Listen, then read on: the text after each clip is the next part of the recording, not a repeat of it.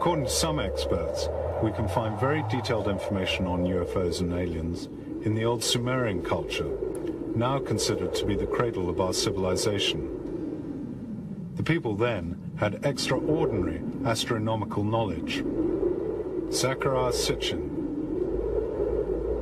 If somebody says, where did you get the idea? I say, I read the Sumerian tablets, and that's what they say. They said that our solar system is made up of 12 members. And this is stated in the Sumerian text over and over and over again, not one time. And they say there is the sun, which is in the center, not like the Greeks or others thought that the earth is in the center, the sun. There's the moon, which they gave reasons why they considered it a member by its own, and 10, not 9, but 10 planets. Therefore, I'm very happy that when today astronomers look for this planet, they call it Planet X. They mean maybe the unknown planet, but it's also the 10th planet. They called it Nibiru, which means planet of the crossing, and the ancient symbol was the cross, not from Christian times, but from 6,000 years ago. And they say that this planet, the 12th member of our solar system, has a very large orbit of 3,600 years, and every 3,600 years it comes between Mars and Jupiter, close to us. And it is then, they said, that people that look like us, not with little horns or green, people that look like us, started to come between their planet and Earth about 450,000 years ago. Why do they look like us? We look like them. Because if you know the Bible, which is based on the Sumerian tales, at some point they engaged in genetic engineering and mixed their genes with the genes of Homo erectus. We can use various scientific terms, but let's say with early hominids, to bring about Homo sapiens, us. They, Sumerians, call them Anunnaki, which means literally those who from heaven to earth came. It was not a one-time visit like they were traveling from here to there and crashed. They came and went every 3,600 years. And the original reason was to find gold. Not for jewelry, not for coins, but to survive on their planet. Because according to all these texts, that they dictated to the Sumerians about how it started and why they came and what they did before we knew how to write, that they were losing the atmosphere on their planet. And the atmosphere was the only thing, not only for breathing, etc., but that protected the heat, because the planet goes out very far, it's very cold, but has internal heat, which is protected only by the atmosphere, like a hothouse, like a greenhouse. If you lose the atmosphere, you lose life. So their scientists decided that the only way to protect it is to create a shield of gold particles. And Earth, apparently, is the only planet in our solar system that has gold. All the religions we know about, even the esoteric ones like the Hindu and the Maya, etc., not to speak about the Bible, which speaks about the return of the kingdom of heaven to earth, the second coming, all these expressions. The Jews believe in messianic times. Also, it seems that the memory of mankind all over the world is that they will come back. All the indications, there's the Maya calendar, which comes to a culmination in 2012. or many, many signs that things are about to happen. I cannot tell you now exactly the date. The interesting question is what will happen when they come back? If you check the progress of our civilization, the Sumerians, before the Sumerians, you know, the Neolithic, the New Stone Age, the Mesolithic, etc., it was every 3,600 years. It is as if each time they come, they take a look at us and say, okay, let's give them more knowledge, more civilization. But one time they said it's no good. So what will happen, I don't know. I'm not a prophet, but I can tell you what happened in the past. Of course, these are both amazing and frightening things. But couldn't this tablet be interpreted as showing the descent of a spaceship? Is it a question of God? Either you say each planet is a little world and has its own God, or you say there's one God for the whole universe. And this is what the Anunnaki believed in. Their God was the God of the universe. And this also comes out in the Bible, especially in the prophets, Jeremiah, Isaiah, etc., of a universal God that encompasses the whole universe. Is this the link between the Sumerians and the ancient Egyptians? The gods were the same. They're called different names, but they were the same Anunnaki. According to the Egyptian religion, they believed that the Pharaoh, being a demigod, half a god, was entitled, after his death, to go on a journey to the afterlife to join the gods on their planet. So the whole Egyptian religion, the whole Egyptian royal life, all the monuments, all the temples were really geared to this one moment when the Pharaoh, dying, was mummified and through a door facing east joined the gods. In my book, I describe the journey not as a mythical journey, but as a real journey to the spaceport of the Anunnaki after the deluge, with which the pyramids are connected as the landing corridor. And it was there that the Egyptian pharaohs wanted to join the gods to travel to the planet. That no pharaoh built the pyramid. The Anunnaki built it as part of a landing corridor to the spaceport in the Sinai.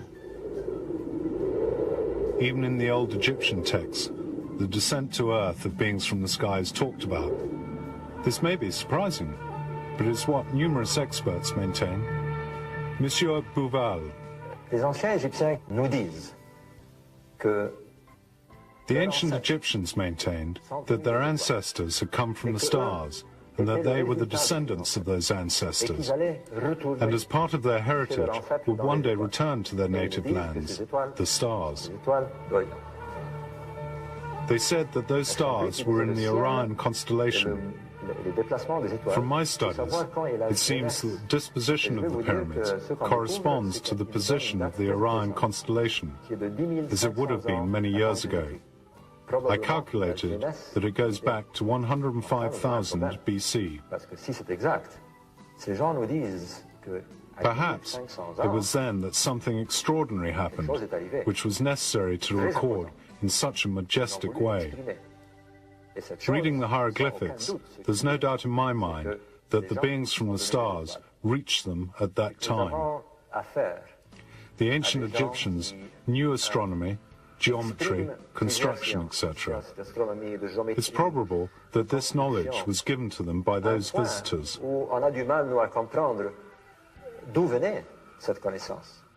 You see, according to many Egyptologists, the pyramids of Giza mark the beginning of a civilization, but I don't agree.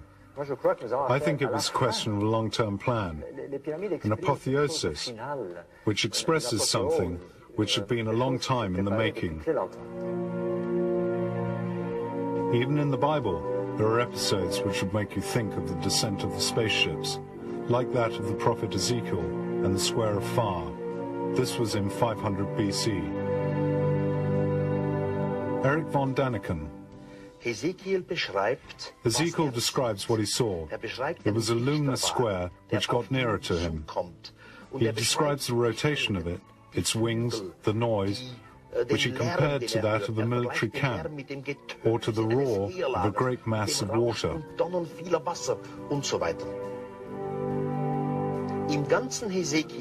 In the whole account by Ezekiel, at least in the Hebrew original, the word God is never mentioned. Ezekiel worked in the fields with others. Then he saw the Square of Fire coming down. They all threw themselves onto the ground, frightened. He then heard a voice, which in its own language told him not to be afraid, calling him Son of Man. Ezekiel was no longer afraid, and he looked at the square and described it as splendid. On the top, he sees something similar to a sparkling precious stone, inside which he saw a throne on which a man was seated. Und auf dem, was wie ein Thron aussah, saß etwas wie ein Mensch. On the basis of Ezekiel's descriptions, the NASA engineer Joseph Blumnich has constructed a series of model aircraft, and the engineer Hans Beer has made a model of the airport where Ezekiel's spaceship would have landed.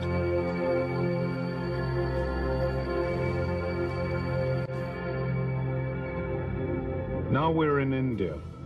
In the ancient Vedic texts, you can find testimonies of astronauts who've come from other worlds and from other dimensions, who have met beings from different races, exhibiting extraordinary powers.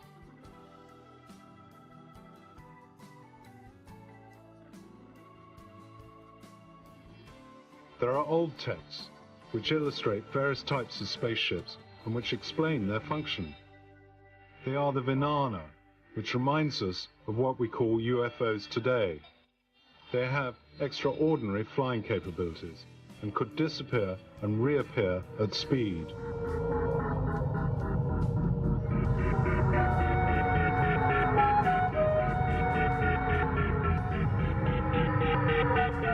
In the ancient texts, they talked about objects as big as whole cities parked in space, and from which smaller armed objects left to wage war with other flying objects.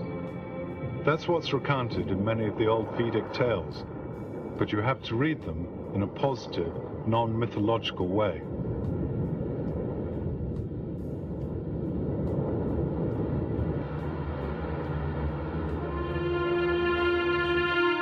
This is Mr. Thompson. The UFO phenomenon and the descriptions in the ancient Sanskrit texts are referring to one common reality. One can generalize this further and make a general cross-cultural study of reports from many different cultures of interaction with different kinds of beings who are endowed with what we would call paranormal or mystical powers. And you can see that the same features appear over and over again in these different accounts. So I'm interpreting this as evidence that these accounts refer to something actually real, that people from different cultures are describing the same sort of thing because they're interacting with an actual reality, as opposed to simply speculating or coming up with mere poetry.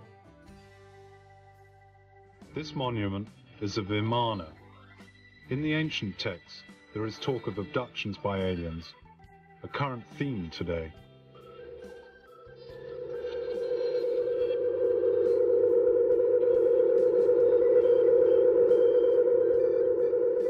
If you go to the Mahabharata, which is an ancient Sanskrit text, you can read about the abduction of a man named Duryodhana, who was a king.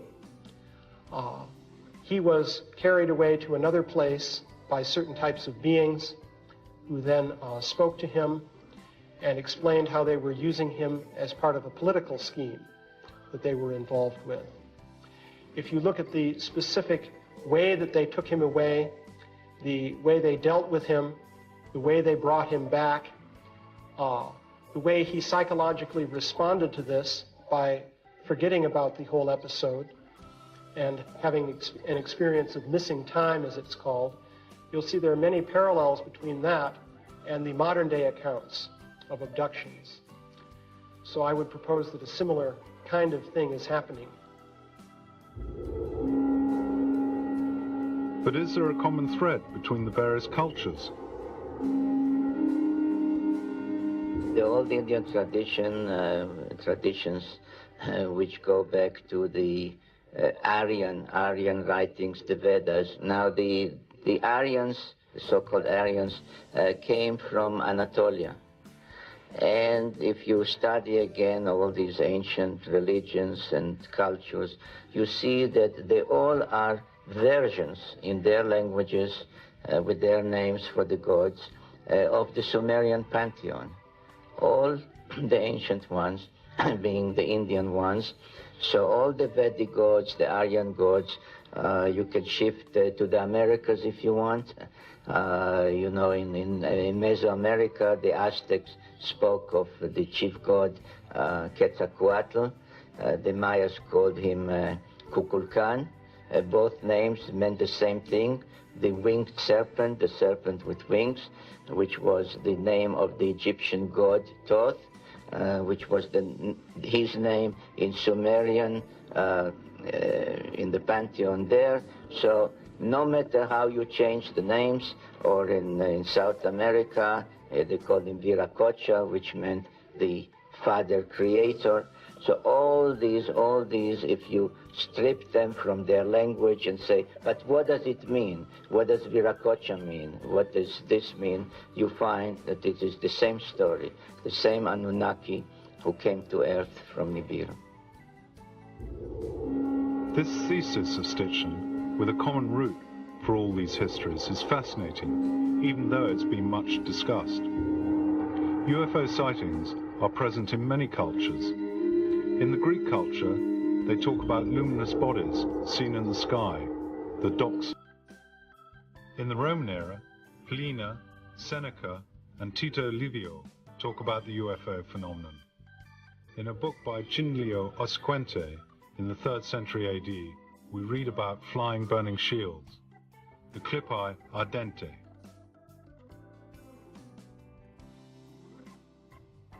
There are also UFOs painted in the Middle Ages and the Renaissance.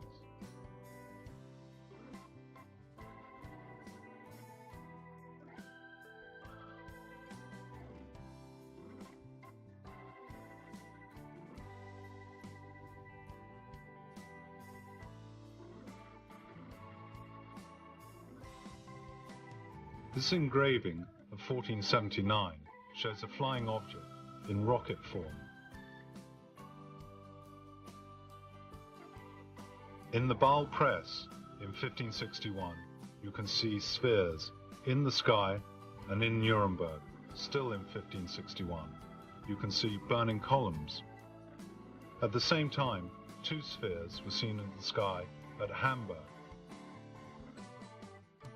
In the USA, towards the end of the last century, there were sightings of airships and spaceships.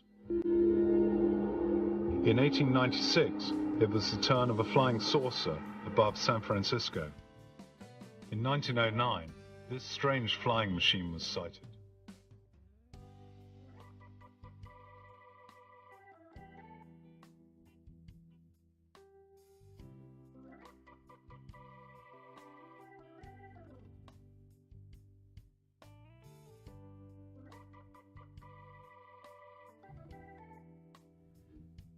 The modern history of the UFOs started on the 24th of June 1947 with the sighting of a mysterious object by the American pilot Kenneth Arnold.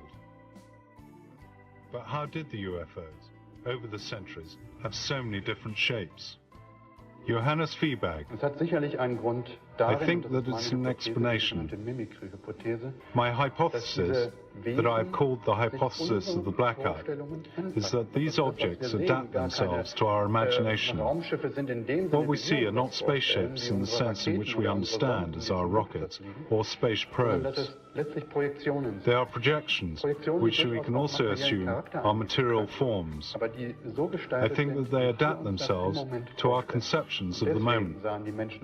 Probably for this reason, the Middle Ages, sailing ships were not seen 100 years ago, like those described by Jules Verne. Today, however, we see discs, cigarette-shaped objects, or more recently, triangular objects. Perhaps the whole UFO still adapting to our imagination of the moment. A phenomenon which seems to be linked to this complex and mysterious theme is that of crop circles. The question one could ask is there perhaps someone who's trying to tell us something, as they were thousands of years ago?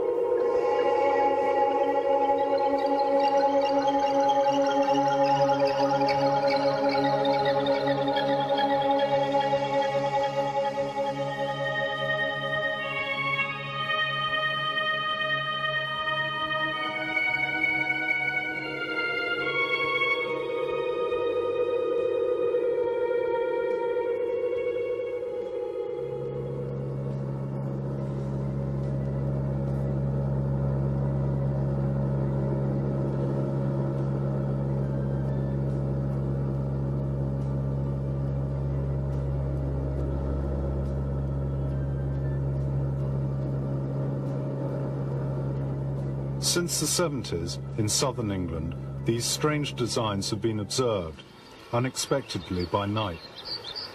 It was immediately thought of as a hoax, which was true in some cases. But the study of the phenomenon shows that many circles are genuine. An abnormal radioactivity was revealed on the spot and in the lab. A change, the structure of the wheat ears, was examined. What's more, the ear spikes are only bent and not broken.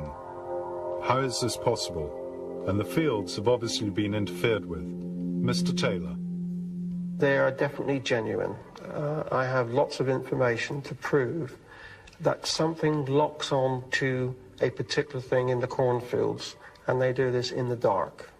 What happens, you have a green field, and whatever it is it can see in the dark, to such an extent it will pick a line that your eyes, the human eyes, cannot pick up in the day, lock onto that, and use that as a center point. I have many small circles about this big, right in the middle of the tram lines, and that's about 11 meters away from anywhere, and there are no marks to it at all. And then the crop circle can form any size it wishes from that point onwards. The phenomenon is present in many countries, not just England. All over the world. They're in Russia and as well. We've had Russian people come to England to look at our crop circles to see if they're the same as the ones they have in Russia. We have them in ice lakes. We've had them in Sweden, in Canada. 3 countries altogether where we have enormous rings cut into ice. And the strange thing is the water doesn't freeze over again. It just simply stays with a ring in the middle of this lake, and that's very difficult to understand.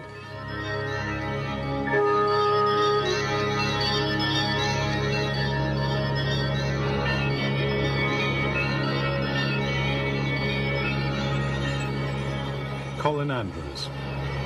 Certainly since 1989, there began hoaxing. So undoubtedly, many of the crop circles appearing around the world, but particularly in southern England, are hoaxed circles. But for certain, there is a core phenomena, which is a very important phenomena. I have my own views on where I think perhaps the, shall we say, the crop circle maker is coming from. The crop circle phenomena has a complete and absolute parallel with that UFO situation. And therefore, I am left believing that after 12.5 years of looking at this scientifically, as an engineer myself, that the phenomena has, for sure in my mind, an intelligent application.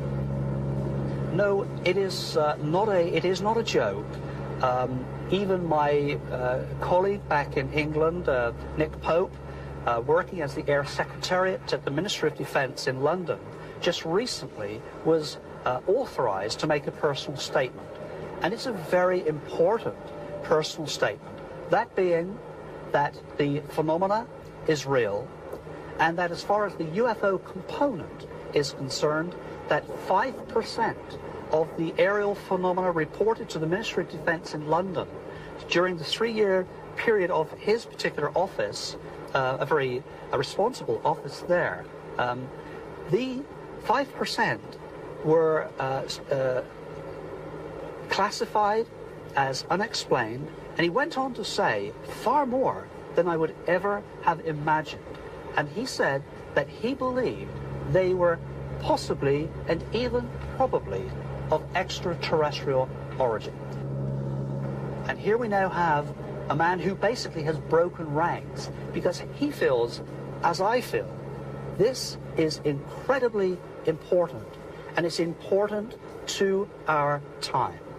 This is a very important time for the survival of humanity, let alone the resolution of a phenomenon of this kind, which is potentially profound. This is a special time. Since 1976, when we first realized the significance of the ozone problem and the deterioration in the environmental situation, since that time, that same year, the crop circle phenomena arrived. It has continued to escalate in complexity, in its size, in its distribution.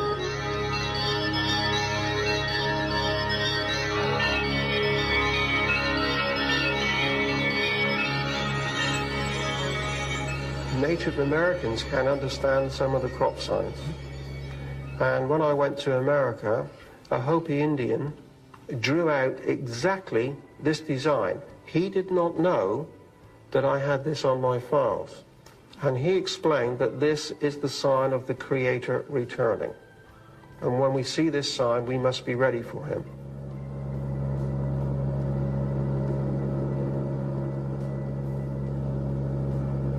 We have looked very closely at the building blocks of the crop circle phenomena, and they are identical to those patterns which we have seen in, from the Native Americans, in the Hopi Indians, the Dogon people, the Aborigines. All of the indigenous peoples have drawn these same patterns for many, many years. And when in experimental laboratory conditions, we attempt to look carefully at the human mind in a state of meditation, when you place a dark screen in front of your eyes and you try to think zero state, the first thing that occurs is that simple patterns begin to cross your vision. These are known as the phosphenes, the innermost workings of the human mind. These are the same patterns. It isn't a direct interference, it is a spiritual nudge, a pulling, a twigging, widening of our vision. And it starts in one place and must finish there. It's self. I think these times are too dangerous to rely upon the direct involvement of extraterrestrials, nice as that might be, and nice as it may perhaps be at some point. But I think this starts and finishes with us. Man must take account of himself, of his responsibility towards the next man, towards nature, and the entire universe. Everything is linked. This is the message. Near to Stonehenge, a very ancient place, a sacred and mysterious place, some artificial hillocks record an exceptional event of distant time long ago, which according to some experts records the landing of a UFO